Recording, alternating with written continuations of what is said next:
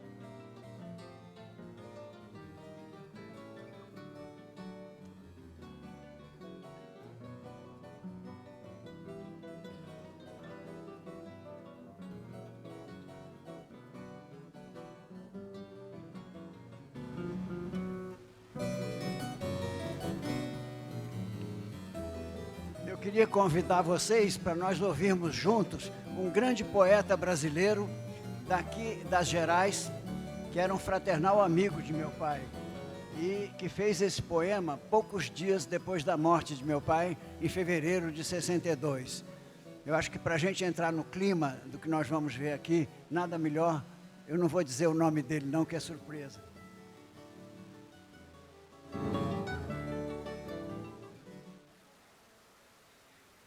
Entre o cafezal e o sonho, o garoto pinta uma estrela dourada na parede da capela, e nada mais resiste à mão pintora.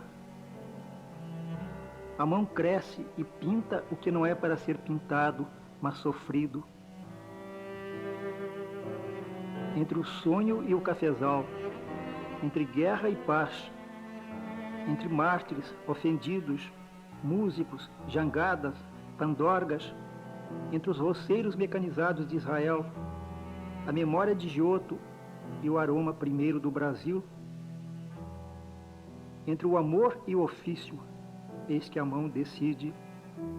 Todos os meninos, ainda os mais desgraçados, sejam vertiginosamente felizes. Agora, há uma verdade sem angústia, mesmo no estar angustiado. O que era dor é flor, conhecimento plástico do mundo, e por assim haver disposto o essencial, deixando o resto aos doutores de Bizâncio, bruscamente se cala e voa para nunca mais a mão infinita, a mão de olhos azuis de Cândido Portinari.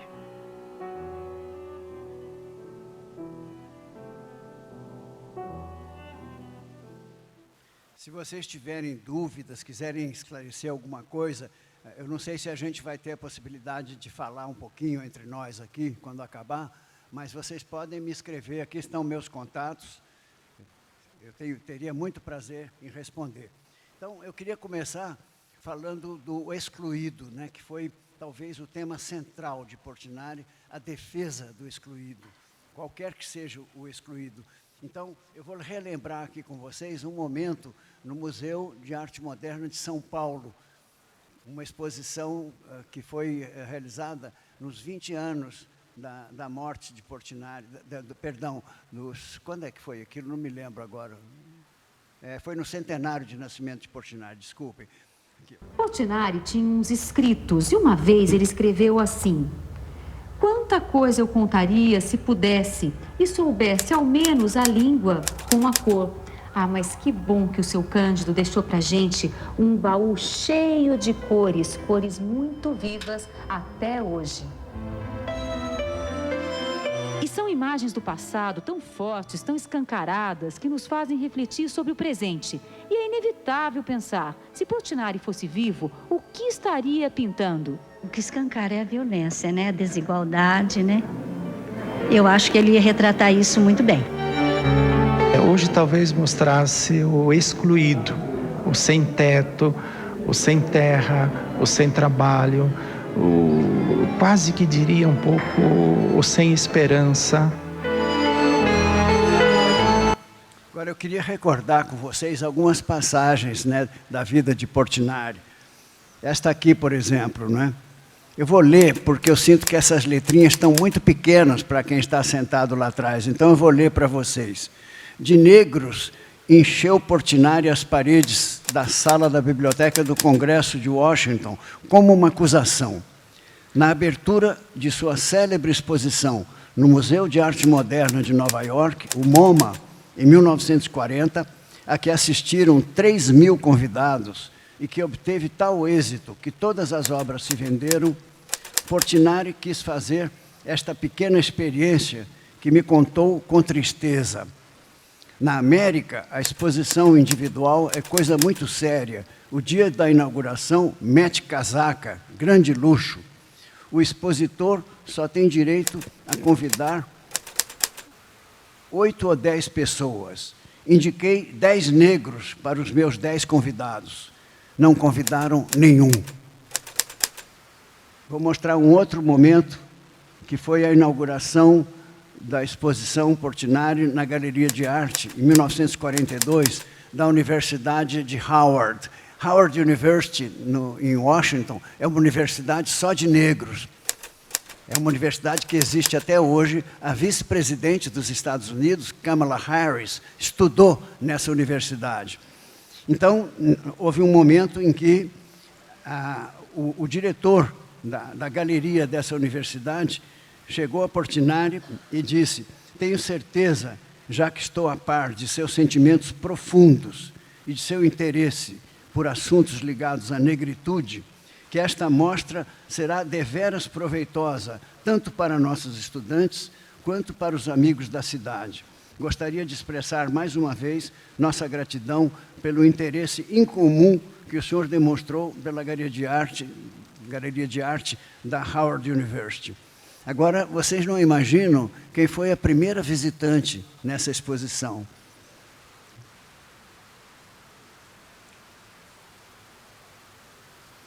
Foi a primeira-dama dos Estados Unidos, Eleanor Roosevelt, esposa do presidente Roosevelt, né?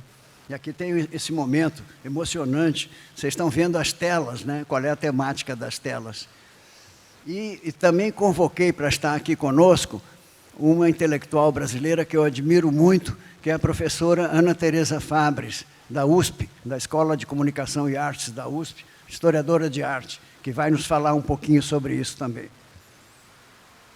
Portinari incide no negro. E o negro, nós não podemos esquecer que na década de 30 ele era alvo de campanhas das ligas de higiene mental no Brasil, era apresentado como um ser inferior e um ser irresponsável. E, inclusive, há episódios... O próprio Portinari tem um episódio da tela café que não pode ir numa exposição internacional por representar negros. O Brasil não queria ser representado por negros. Vocês vejam essa tela aqui. Foi uma tela com que Portinari recebeu seu primeiro prêmio internacional, em 1935. Ele era totalmente desconhecido e foi no Instituto Carnegie, nos Estados Unidos. E nós conseguimos, inclusive, localizar a pessoa que posou para essa tela e que posou também para o mestiço e para aquele lavrador de café da enxada. Eu fiquei muito surpreso com isso, porque eu pensei que ele pintasse essas figuras de imaginação. Mas não, vocês vão ver aqui quem é que posou para esses personagens aqui. Newton Rodrigues foi um dos primeiros modelos do pintor em seu corpo a corpo com a paisagem e o homem brasileiros. Filho de Índia, Newton mora hoje num conjunto habitacional no subúrbio do Rio e trabalha como moldureiro. O senhor posava muitas horas por dia? 3 horas por dia. 3 horas por dia, sempre de 11 às 2, né? Mais ou menos nesse horário. O senhor ganhava por hora? Por hora. Em que poses que o senhor lembra que o senhor posou Portinari? Pois é, aquela pose do café, né? Como é que é? um saco nas costas, né? Saco de café, né? O senhor podia Agachado, né? agachar. O senhor podia fazer a Agachado. pose? Como é que era? Nessa posição assim, né? A posição pegando o saco aqui, né? Essa pose.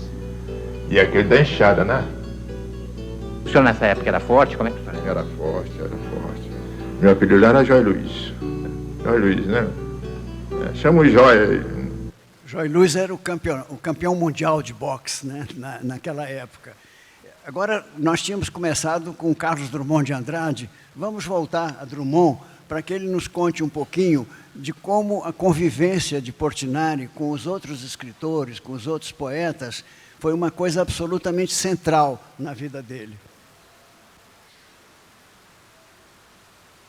Agora, o traço que me parece que mais me aproximou de Portinari foi o fato de que ele era muito interessado em convívio com os poetas. Eu acho que Portinari foi mais companheiro dos poetas do que dos outros artistas. Claro. Ele tinha para conosco uma atenção muito especial. Basta dizer que ele pintou o retrato de Manuel Bandeira, de Mário de Andrade, de Murilo Mendes, de Jorge de Lima, de Dante Milano, de Felipe de Oliveira, de Adalgir Zaneri e o meu. Além de outros que me escapam de momento, eu estou falando isso de memória. Eu gostaria de relembrar também uma carta que Drummond escreve a Portinari, comentando o sucesso que teve a exposição Portinari em Paris, em 1946. Vocês vão ver aqui a personalidade de Drummond se refletindo nessa carta saborosíssima. Ele diz assim, eu vou ler para vocês também, porque a letra está muito pequena, está pequena até para mim aqui, mas eu vou tentar. Ele diz assim, você é a alegria e a honra do nosso tempo e da nossa geração.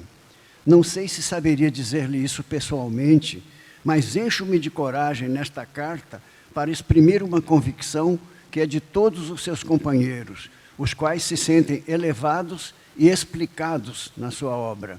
Sim, meu caro Candinho, foi em você que conseguimos a nossa expressão mais universal, e não apenas pela ressonância, mas pela natureza mesmo do seu gênio criador, que ainda que permanecesse ignorado ou negado, nos salvaria para o futuro. E essa exposição, em 1946, quem abriu a exposição, quem fez o discurso de abertura, foi um dos maiores poetas franceses da época, Aragon, Louis Aragon. Eu vou mostrar para vocês o discurso, talvez não consiga ler todo, porque é um discurso muito longo, a gente pode ler vamos tentar ler um pouquinho, a letra está muito pequenininha para mim, vocês me perdoem se eu fizer alguns equívocos aqui. A França, e Paris em particular, estão acostumados a se ver como o centro de toda a arte. Mas a França e Paris de hoje não são exatamente a França e Paris de uma época em que a França e Paris não haviam sofrido. Hoje, quando em Paris, aqui é importante lembrar, nós estamos falando de 1946, a França ainda estava sangrando da Segunda Guerra Mundial. Eu me lembro, eu criança, eu tinha 7 anos, né? Quando nós chegamos em Marselha, na França, no porto, eu olhei para o porto e vi todos aqueles navios afundados, e eu perguntei a meu pai, o que é isso, pai? E ele respondeu, isso é a guerra, meu filho. E eu me lembro quando a gente pegou o trem de Marselha a Paris, eu fui grudado na janela do trem, vendo uma cidade destruída após a outra, né? Quando eu cheguei em Paris, isso já tinha me transformado. Mas então, o que o Aragon está dizendo aqui é que a França e Paris, né, em que Portinari chegou naquele momento, estava ainda sangrando. E aí ele diz assim, deixa eu ver se eu consigo ler aqui, deixa eu afastar um pouquinho o microfone. Hoje, quando em Paris, quando na França, recebemos um artista estrangeiro e sentimos nesse artista a expressão profunda, exata, humana e marcante de sua nação, quando descobrimos nele um verdadeiro artista nacional, nós o recebemos de forma diferente do que o teríamos recebido em 1939, porque durante esses últimos anos aprendemos o preço da alma nacional da maneira mais difícil, por meio de nossa própria experiência. É por isso que Portinari, ao chegar hoje em Paris, está sendo recebido com mais emoção do que certamente esperava. todos aqueles que viram essas telas tão essencialmente brasileiras, em que a vida do Brasil, em que o espírito de um povo que amamos, sem realmente conhecê-lo nos detalhes de sua vida cotidiana, estão refletidos de maneira tão intensa, que nós, franceses, sabemos que estamos diante de homens que, como nós, amanhã poderão estar sujeitos à morte, amanhã poderão estar sujeitos à opressão, e que, como nós, têm uma mensagem preciosa para dar ao mundo. Portinari é um grande pintor que fala a mesma língua que nós. Essa grande língua que não é refreada por nada, por nenhuma consideração de escola, e ainda é rica em todos os ensinamentos dos mestres modernos da grande tradição da pintura. É precioso que ele venha a Paris se expressar dessa maneira, onde certamente ajudará até mesmo os da Escola de Paris, que muitas vezes se consideram os mestres do mundo, a superar suas pequenas apreensões, seus pequenos complexos e sua modéstia. Luiz Aragon. Agora vamos dar um salto para um outro país próximo, que é Portugal, e evocar um grande escritor português, José Cardoso Pires.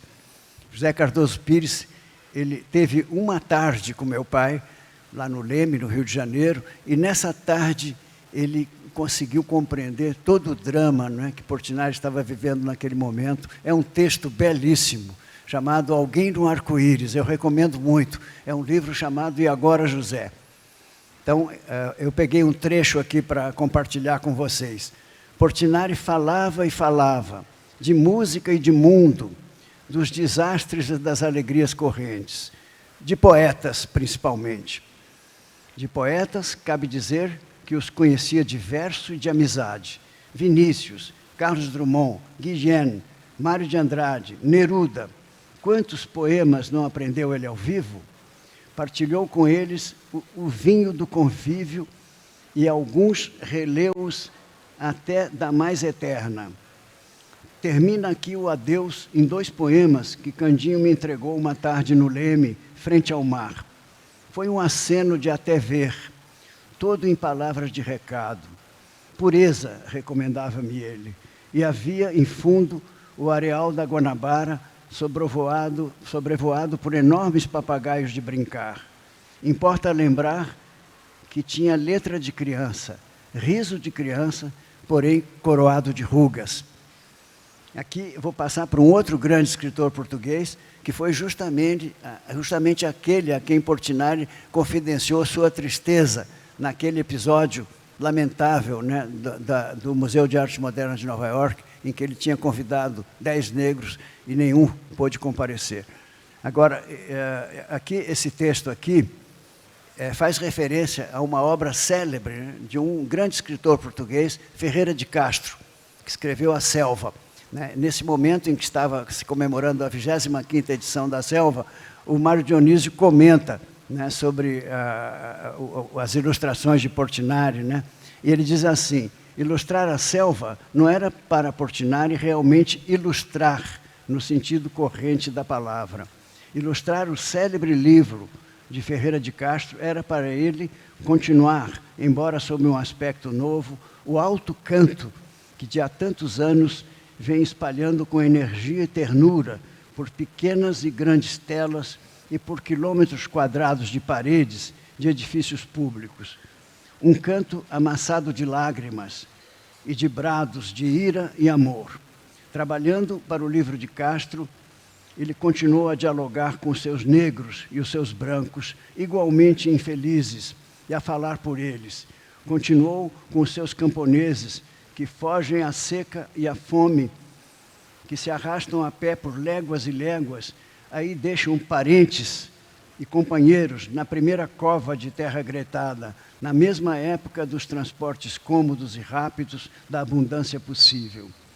Um escritor português e um pintor brasileiro estendem os braços por cima do largo oceano e misturam as suas vozes num mesmo apoio. É uma data importante, para todos os que confiam no poder da beleza para construir a paz e fazer do mundo a casa dos homens.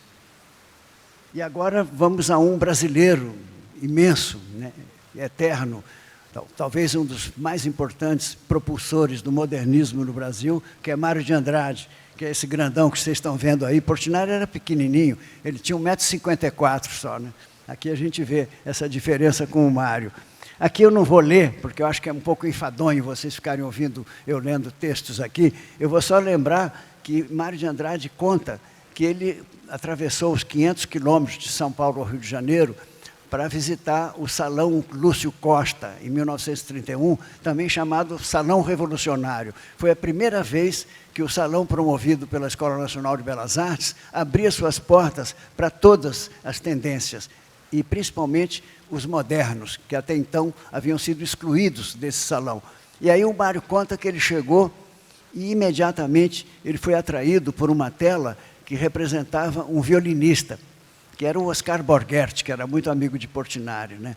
E ele ficou fascinado com aquela tela e perguntou assim: quem é o pintor? E aí ele conta que ele viu se aproximando dele um rapaz baixinho, que puxava de uma perna, com os olhos muito azuis claros, né? Que parecia uma criança, que disse: sou eu. E aí ele fala, e aí começou uma amizade que durou a vida toda, e eu tenho orgulho de dizer que fui o primeiro a descobrir o talento naquele então jovem e desconhecido pintor. E aqui eu escolhi também um outro, que é Vinícius de Moraes, também, que foi muito amigo, foi retratado por Portinari, né? E que entrevista Portinari, em 1953, e pergunta: como você chegou à sua posição política? E Portinari responde: não pretendo entender de política, minhas convicções, que são fundas, cheguei a elas por força da minha infância pobre, de minha vida de trabalho e luta, e porque sou um artista. Tenho pena dos que sofrem e gostaria de ajudar a remediar a injustiça social existente. Qualquer artista consciente sente o mesmo. E aqui eu escolhi algumas fotos para compartilhar com vocês, que são testemunhas, né, dessa convivência íntima que Portinari tinha com os poetas e os escritores. Minha mãe dava umas macarronadas em casa que não tinha hora para chegar, nem tinha hora para sair, né? E aí ia chegando Manuel Bandeira, Graciliano Ramos, Zé Lins do Rego, Villa-Lobos, Cecília Meirelles, né? Oscar Niemeyer, Lúcio Costa. A gente poderia continuar falando. E aquela gente ali que se encontrava praticamente todas as semanas, discutindo cultura, discutindo política, discutindo mundo, discutindo arte, né? Nós perdemos essa convivência, nós nos tornamos ilhas, né? A gente tem raros momentos em que estamos juntos, como esse aqui, mas naquela época era uma coisa assim, cotidiana quase, né? Aquela relação. Eu vou mostrar a vocês agora um depoimento de um dos intelectuais brasileiros que eu mais admiro, que é um jovem que foi presidente da Academia Brasileira de Letras até recentemente e agora dirige a Biblioteca Nacional, para a alegria de nós todos. Um homem que se colocava como um grande leitor do livro do mundo, leitor do mundo dos livros, e, portanto, a condição de Portinari não podia não ser, como sua primeira natureza, a de poeta. Muitas vezes nós nos perguntamos, a poesia onde ocorre? Às vezes ela não ocorre quando se faz o verso, mas pode ocorrer fora do verso.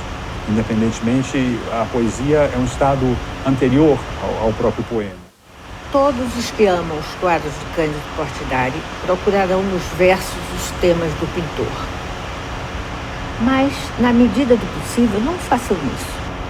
Para fazerem a vontade do autor, leiam seus versos sem pensar em nada mais. E verão que, menor como é o poeta em relação ao pintor, o gênio de Portinari era tanto que não coube numa arte só. Acho lindo isso, né? O gênio de Portinari era tanto que não coube numa arte só. Isso aí só o calado mesmo, né, para isso. Eu queria mostrar a vocês aquilo que eu afirmei, né, que eles estavam sempre juntos. Vejam essa foto aqui, ó. Isso aqui foi 50 anos de Graciliano Ramos, né, um almoço. E aqui vocês vão reconhecer, eu vou mostrar também, um depoimento de um historiador de arte baiano, Clarivaldo Prado Valadares, né? Olha o que ele diz aqui a respeito dessa participação de Portinari, né, com a elite intelectual brasileira, ao lado dos mais consagrados nomes, no exato momento em que todos eles promoviam uma notável mudança na estética e na cultura dos grandes centros brasileiros. Então aqui vocês têm, eu não sei se eu vou conseguir mostrar para vocês, porque a tela está um pouquinho afastada de mim, mas talvez eu consiga assim. Olha, aqui é Marques Rebelo, Carlos Drummond de Andrade, Portinari, aqui é Rodrigo Otávio Filho, Lúcia Miguel Pereira, Graciliano Ramos. Aqui é o ministro da Educação da época, ministro da Educação e Cultura, Gustavo Capanema. Vocês sabem quem era o chefe de gabinete de Gustavo Capanema? Era Carlos Drummond de Andrade. Outros tempos, né?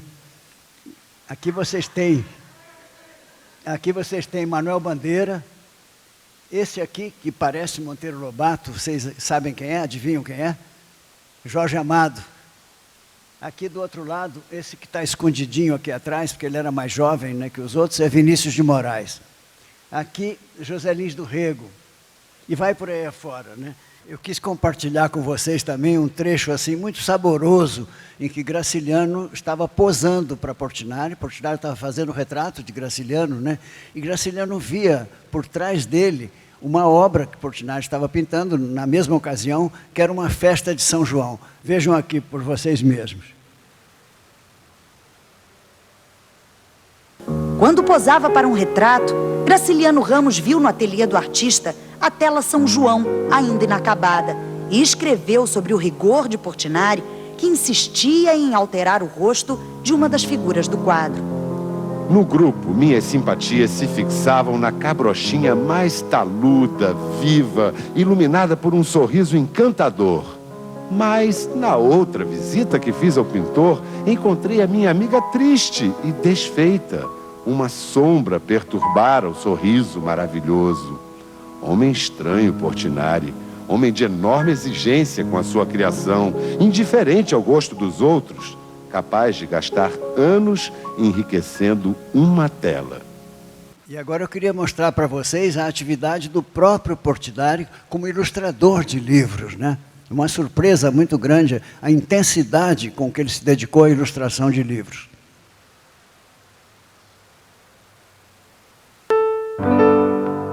Portinari torna-se figura atuante no mundo das letras no período áureo da ilustração de livros no Brasil. Ao longo de 29 anos, de 1932 a 1961, realizou em torno de 259 ilustrações para as principais editoras brasileiras e estrangeiras. As ilustrações de Portinari desenham um panorama histórico, literário e artístico das principais mudanças culturais ocorridas no Brasil a partir dos anos 30. Elas sintetizam não só a constante pesquisa por novas linguagens plásticas, mas também a permanente luta por ideais pelos quais trabalhou, em prol do seu povo e da humanidade, com os recursos do traço e da cor. Vou mostrar para vocês agora uma dessas ilustrações mais emocionantes, que é uma figura que foi chamada por Ana Maria Machado de o Cavaleiro do Sonho, que é o Dom Quixote.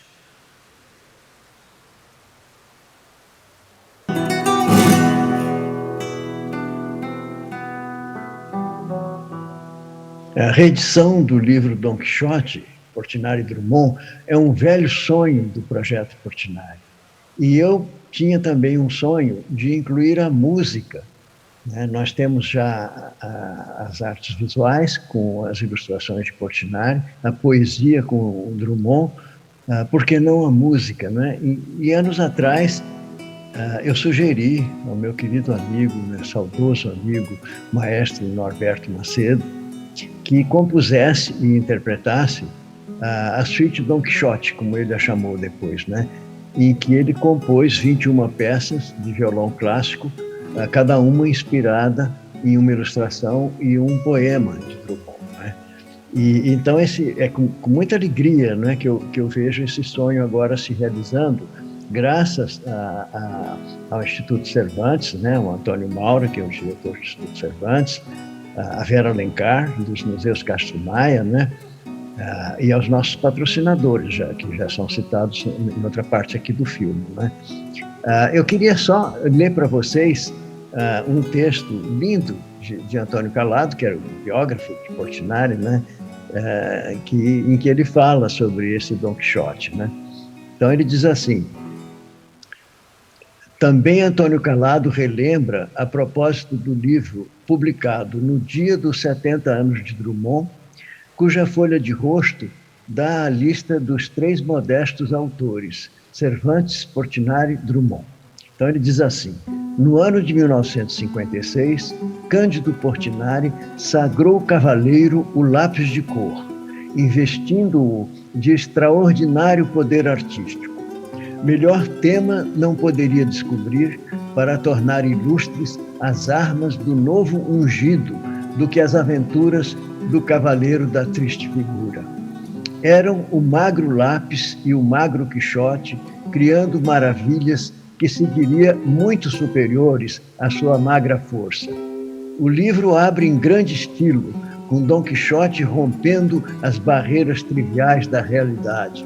Portinari o retrata todo olhos e pelos, os braços armados em alça de cesto. Cervantes e seu Dom Quixote, que pegam de muda em qualquer cultura, possuem no Brasil, a partir deste livro, campina e bosque, com poeta de flauta em punho e pintor de lápis em riste. Mas o que pouca gente sabe é que Portinari, ele mesmo, foi poeta, né? No fim da vida, ele se dedicou à poesia. E em 2019, quando o projeto Portinari fez 40 anos, nós publicamos o livro Poemas de Portinari, que vai estar aqui na livraria, deve chegar talvez por esses dias. E o livro Poemas de Portinari foi com o apoio da Funarte que a gente conseguiu. Eu queria ler para vocês alguns poemas de Portinari, para vocês verem como é que esse pintor, né, também se tornou poeta, né? Esse aqui é o livro, né? Inclusive ele está disponível em formato PDF gratuitamente na rede, na internet, no site da Funarte, né? Aí eu vou ler para vocês o que Drummond falou sobre o Portinari poeta. Ele diz assim: não é demais insistir no que sua poesia representa como expressão verbal de sua pintura, e mais intimamente de sua experiência de artista e de homem solidário com as dores do mundo. Ela é um documentário dramático das tensões e reflexões de um espírito que pôs na criação artística toda a sua carga de humanidade. Então, vamos olhar um poema de Portinari aqui. Vocês tentem imaginar essas obras que nós vimos lá no Largo da Igreja Matriz, né, transformadas em texto, né, em poema. Denise, minha neta, amanhã terá 1 mês de existência. Virá fazer-me companhia e acabar com minha triste solidão. Hás de amar o sol e a lua, e poesia e as estrelas. Irás a Brodowski, onde o céu é maior. Todas as estrelas, vestidas de festa, aparecerão para te ver. Nascerão flores por toda parte. O vento soprará de leve. Todas as árvores darão frutos e em qualquer época da presença de Denise na terra do vovô. Agora, um dos poemas de Portinari que mais me toca, se vocês me pedissem assim, olha, defina Portinari em meia lauda. Se você espremer Portinari, eu acho que sai esse poema aqui.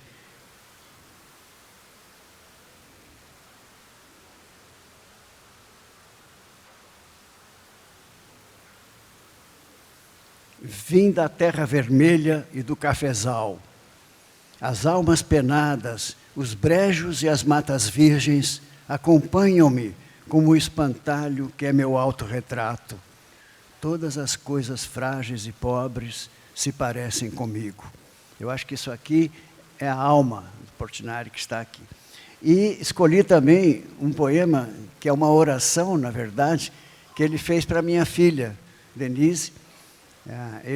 Quando ele morreu, ela tinha 1 ano e meio. Para vocês terem uma ideia da paixão que ele sentiu por essa menininha, ele fez 16 retratos dela nesse 1 ano e meio. E fez essa oração aqui, que se alguém disser para vocês que o Portinari, sendo comunista, não podia acreditar em Deus, vocês não precisam desmentir, não. Mostrem apenas esse poema. Eu vou ler para vocês. Senhor, tua branca espada não deixará que penetrem em meu pequenino coração o egoísmo, a vaidade, a desconfiança e os males. A luz refletida de tuas coisas me iluminará na estrada real, distanciando-me das trevas, ao lado dos outros nas lutas. Seja eu a areia macia que não incomoda, que meu olhar atravesse o opaco e perceba a erva de Deus não a esmagando sob meus pés. Dai-me muito amor, eu o distribuirei nas filas intermináveis. Se esta prece ouvires, forte serei e a farei diariamente, meditando-a diariamente com meus atos de cada instante, caminharei iluminada, sem me perder na escuridão. Amém. Paris, 6 de novembro de 61. 3 meses depois, Portinari morria. E ele dedica assim, olha, para minha Denise, no seu 1 ano e meio, com muita saudade e todo o amor do vovô Candinho. Tem essa outra também aqui, que é muito curta, mas muito impactante também, que é essa pergunta que ele coloca no poema, né? A morte será colorida? Qual a cor do outro lado? É uma pergunta de pintor, né? Só um pintor poderia fazer uma pergunta dessas, né? Agora eu vou pedir que um grande amigo nosso leia um poema de Portinari, mais um. Ele não está aqui entre nós, eu gostaria tanto que ele estivesse. Mulheres com dor de olhos cobertas de trapos, e sempre grávidas. Saindo dos panos há uma cara, canelas finas e feridentas. Desde o seu nascimento, penam, noite e dia trabalham. Muitas já cegas, os filhos tracomosos e opilados. As mocinhas de 16 anos só traem na boca uns cacos de dentes. São assombrações, espantam as águas dos rios e o arvoredo.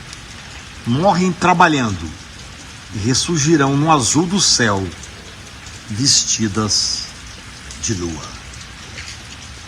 E agora eu queria mostrar para vocês um grande poeta cubano, o poeta nacional de Cuba, que foi um dos grandes amigos, os amigos mais fraternais de meu pai, que era negro, Nicolás Guillen.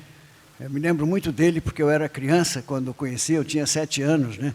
Eu era irrequieto, como toda criança nessa idade, e ele me chamava El Atómico. Me lembro bem dele. Vocês vão ver o poema que ele dedicou a Portinari, declamado por ele próprio.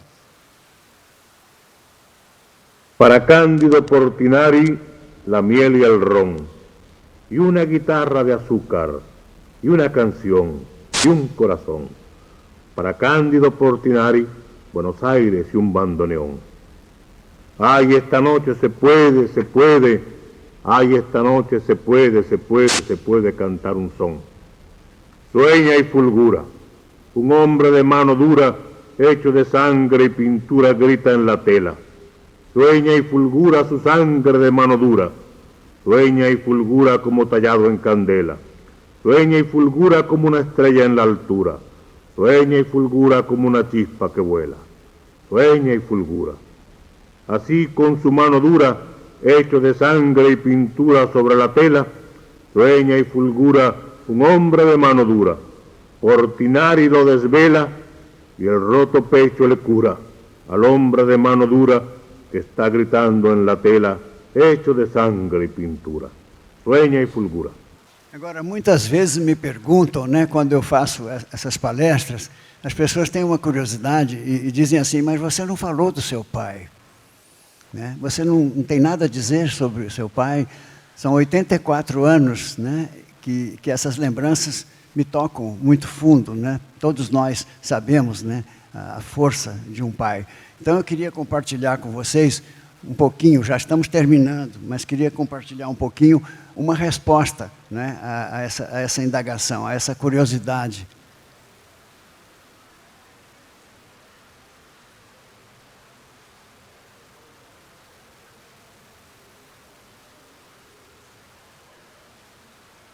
Não, eu vou pedir licença a vocês, eu estou vendo aqui que eu estourei meu tempo. Vocês ainda têm paciência de aguentar mais alguns minutos?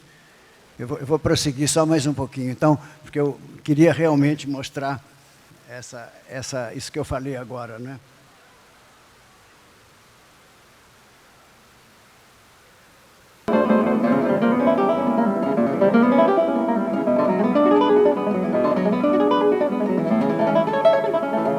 Minha mãe me conta, eu não tenho essa lembrança eu mesmo, né? Que eu perguntei para ela assim, mama, eu chamava ela de mama, né? O pai não trabalha, não? Ela disse, como não trabalha, né? Eu falei, ele fica aí pintando o dia inteiro, né?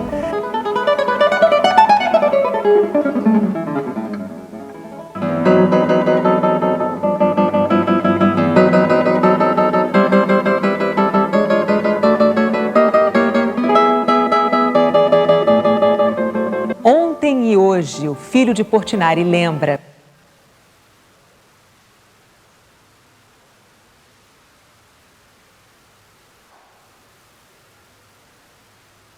Tem um aqui que eu não sei se eu consigo ler sem engasgar, viu? Que é um chamado João. Vejo-te sempre e sempre sorris. Vejo-te andando ligeiro, uma das mãos no bolso, apressado com a tua matemática. Às vezes vejo-te no velocípede. Agora teus 20 anos, não importa. As idades recordo-me de todas. Na praia íamos e tu montado em minhas costas. Em Nova York, em meu colo sorrias, para todo mundo.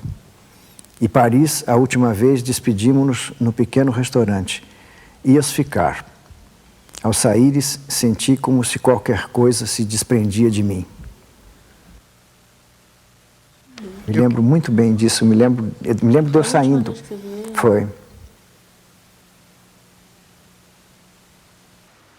Eu queria mostrar para vocês um pouquinho do projeto Portinari, que está fazendo 44 anos agora.